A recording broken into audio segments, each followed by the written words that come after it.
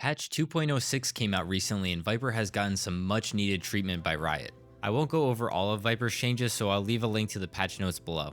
Time will tell if these buffs are a bit too potent. If you've played since these changes came out, you'll notice the dramatic uptick in her pick rate. She's essentially been forced straight into the meta. Viper has gone from a small gardener snake to a 12-foot king cobra in one patch. That being said, I'm chill, and here's what we'll be going over in this video.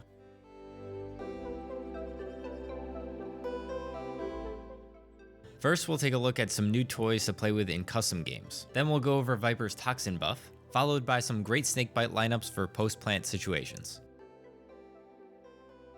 You can now see a green circle on your mini-map whenever you pull out your poison orb. This circle represents where your orb will land and makes Viper lineups that much easier. Another quality of life change is the retrieve ability. Hold down the same button you used to throw your orb or wall to retrieve it. Now hopefully we can get this for all the agents that use throwables.